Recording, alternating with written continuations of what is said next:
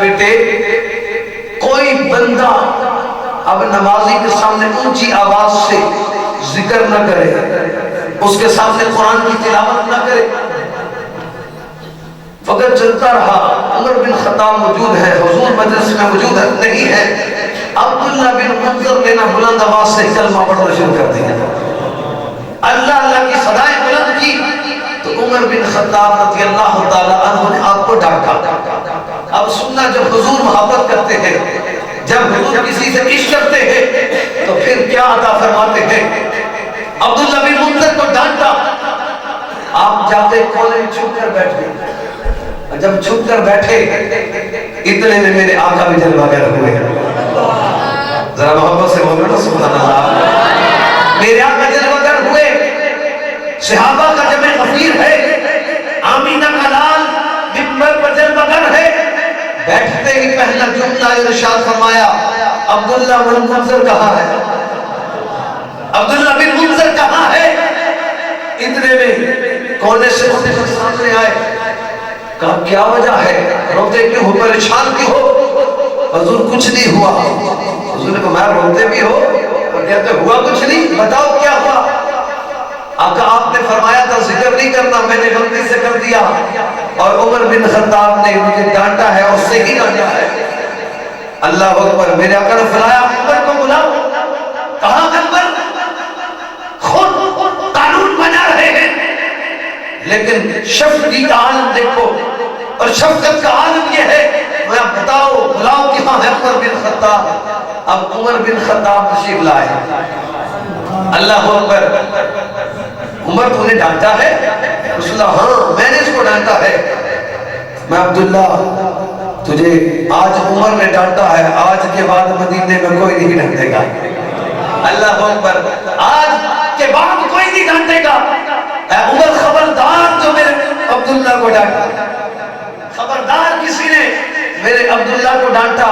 اے عمر تمہیں پتہ نہیں کہ اس عبداللہ نے کتنی تکالیف میرے لیے برداشت کی ہے، کہ اپنا تن کا کرتا بھی جلا کر، اپنے من کا کرتا بھی جلا کر، اپنا خاندان چھوڑ کر اپنے محبوب کے قدموں پر فدا ہونے آ بیٹھا ہے۔ اللہ اکبر۔ کیا کہا کہ یہ سب کچھ جلا کر، سب کچھ لٹا کر بھی میرے قدموں میں آ بیٹھا ہے، آج کے بعد میرے عبداللہ کو کوئی نہیں ڈانٹے گا۔ اللہ اکبر۔ تن تندور تے ہڈیاں دا بالن، اللہ اکبر۔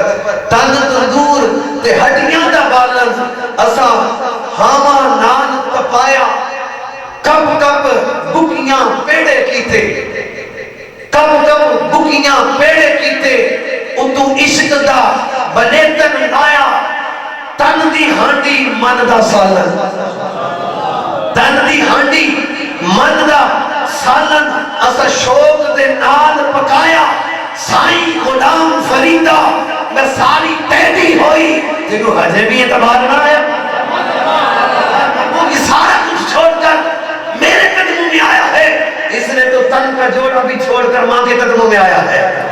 اللہ اکبر۔ خبردار جو میرے عبداللہ کو آج کے بعد کسی نے ڈانٹا۔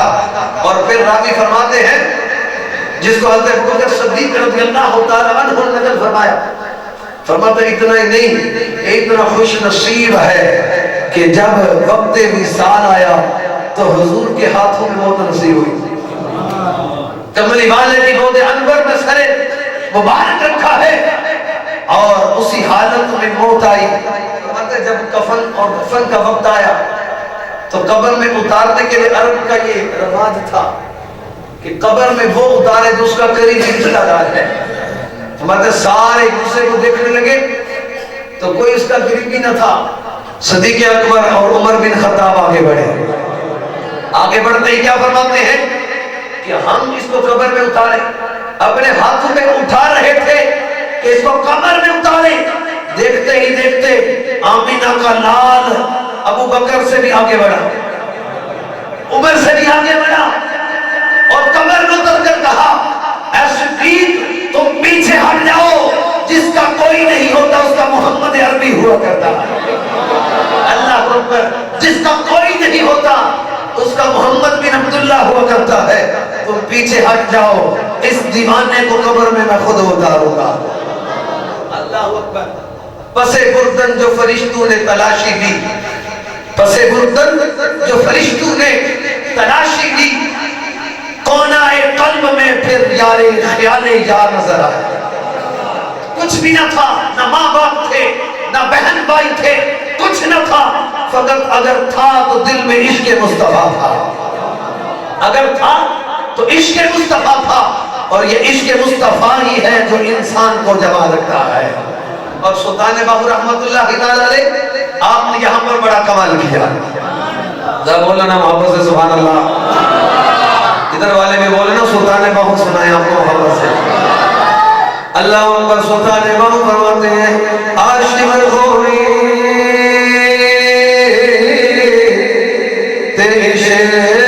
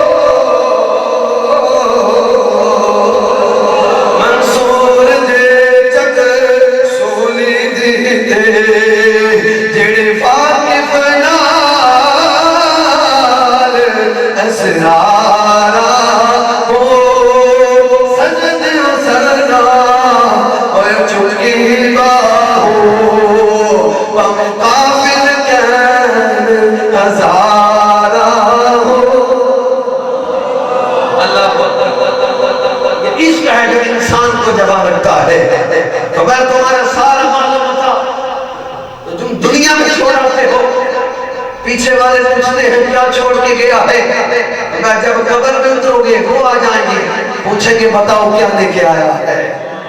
یوم لا ينفع مال ولا بنون۔ ذرا آپ کی محبت ہے تو میں محبت سے سناؤں قرآن، سارے نہیں بولے اللہ اکبر۔ بابی وقار رب کائنات نے قرآن کے اندر کیا اعلان کرایا، یوم لا ينفع مال ولا بنون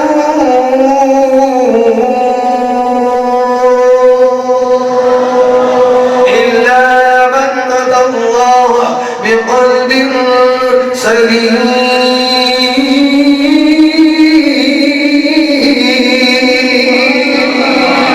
اللہ تبارک و تعالیٰ نے اعلان واپس کروایا، اے دنیا والو تمہارا یہ مال تمہارے کسی کام نہیں آئے گا، تمہارے سرکت بیٹے تمہارے کسی کام نہیں آئیں گے۔ ایک چیز ہے جو تمہارے کام آئے گی، وہ کام کیا ہے؟ من أتى الله بقلب سليم۔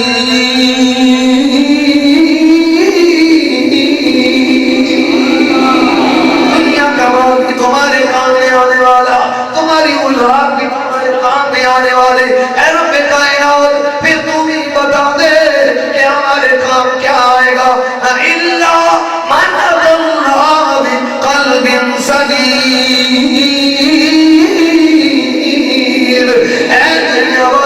کوئی چیز تمہارے ہاتھ نہیں آئے گی، ہاں ایک چیز ہے، الا من أتى الله بقلب سلیم، وہ تمہارا دل جو میرے محبوب کے عشق میں جل کر آئے گا، وہ دنیا میں بھی تمہیں فائدہ دے گا، آخرت میں بھی کامیاب فرمائے گا۔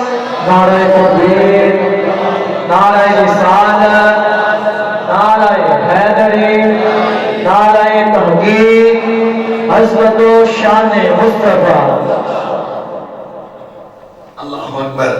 ہماری دنیا کا معلوم تھا تمہارے کسی کام نہیں آنے والا، ہاں ایک عمل ہے، وہ کیا ہے؟ قلب سلیم اگر تمہیں نصیب ہو جائے. اور میں نے قلب سلیم کا معنی بتا دیا کہ جو حضور کے عشق میں جل جل کے رب تک پہنچے. وہ دل جو حضور کی محبت میں، حضور کے سوز میں، حضور کے گداز میں، حضور کے عشق میں جلتا رہے اور جل جل کر جوان ہو جائے، اور پھر اتنا جلے کہ رب کی بارگاہ میں مقرب ہو جائے. وہ دل رب کی بارگاہ میں مقبول ہو جاتا ہے. اللہ اکبر. کیسا حضور سے عشق؟ آج ہمارے نوجوان دنیا کی محبت میں ہے، کوئی عورتوں کی محبت میں پھسلا ہے، کوئی مال و دولت کے جنون میں پاگل ہے، کوئی دنیا کے حرص میں دوڑا ہوا ہے. لیکن یاد رکھو تمہارے یہ دنیا کا مال کسی کام نہیں آئے گا. ہماری یہ دنیا کا مال بھی، یہ تمہاری خوبصورت اولاد بھی، یوم لا ینفع مال ولا بنون، یہ تمہیں کوئی فائدہ نہیں دے گی. ہاں فائدہ ایک عمل دے گا. ایک عمل کیا ہے؟ کہ میرے محبوب سے عشق کر کے آنا. ذرا بولو نا ادھر سے، میرے محبوب سے عشق تعلق لے کر آنا، محبوب کی محبت میں جمع ہو کر آنا، پھر ہم تمہیں دنیا میں بھی اور آخرت میں بھی باوقار زندگی عطا فرمائیں گے. اللہ اکبر. اور نوجوانوں آج حضور سے محبت کرو. آج ہم لوگ دین سے عاری ہو چکے، دین سے دور ہو چکے.